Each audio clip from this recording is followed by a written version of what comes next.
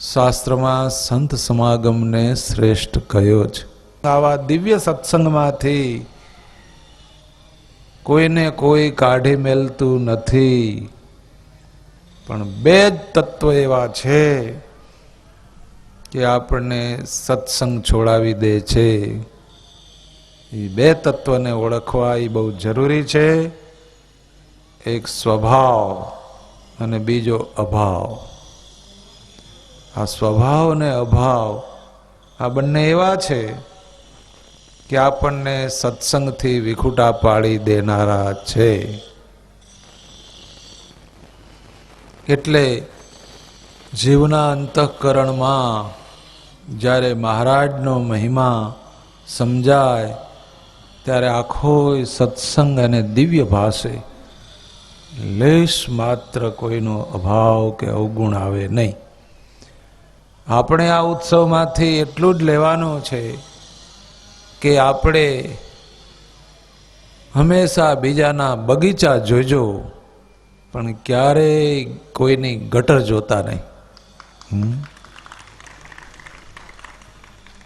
આ જ્યારે મનોવૃત્તિ આપણી થશે ત્યારે આપણી પ્રગતિ સત્સંગમાં આકાશને આંબે એવી થશે, એમાં ફેર નથી. ત્યારે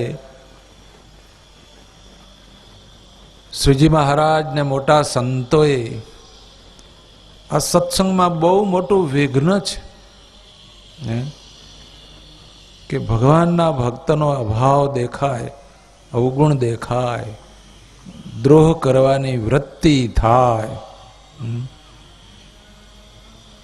એ આપણે માટે દુર્ભાગ્યનો જન્મ થયો એવી શરૂઆત થઈ ગણાય. અને ભગવાનના ભક્તના કોઈ દોષ જોઈ અને આપણને એના પ્રત્યે તિરસ્કાર અને ઓલું થઈ જાય અને ત્યાર પછી એની પાછળ પડી જવાની જે પ્રક્રિયા છે ને એ દ્રોહ કહેવાય. સમજ્યા? ત્યારે જેમ ભાતનું ભથેણું ઘરણ પ્રૂફ હોય, એ ઘરણમાં ધોવાતું ન હોય. હવે એ ભાતનું ભથેણું ઊંઘી હાંજ પડે 17 જણાને ઊંઘાડીએ કે લ્યો ઊંઘવા જેવું છે, ઊંઘવા જેવું છે. એમ અભાવ અવગુણની પ્રવૃત્તિ એવી છે, સમજ્યા ને? આપણે હાંજ પડે 17 વાત કરીએ ત્યાં આપણને હોધરી વળે. લોધિકાના અભયસિંહજી દરબાર જુનાગઢ દર્શને ગયા અને દર્શને જઈ અને બધા સંતોની હજામત ચડી ગયેલી જોઈ અને કે આ બધા શું, એક ભગતને પૂછ્યું કે આ બધા ભગત કે આ બધા સંતો વ્રત કરે છે, આટલી બધી હજામત ચડી ગઈ છે? તો ભગતે વાત કરી કે 2 મહિનાથી આ વાણંદો બધા હડતાલ ઉપર ઉતર્યા છે. તો કે કેમ? તો એને ભાવ વધારો કરવો છે. એટલે આ હજામત ચડી ગઈ છે. ત્યારે એને મનમાં સંકલ્પ થયો કે ગમે એમ થાય કે આ સેવાનો આપણે લાભ લેવો છે. અંગ્રેજ સરકારમાં એની ખુરશી પડતી અને એવો બાહોશ રાજા હતો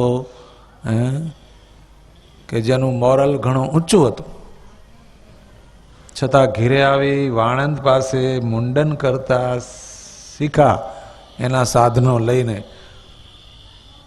અને એ ટ્રેનિંગ લીધી 2-3 દી.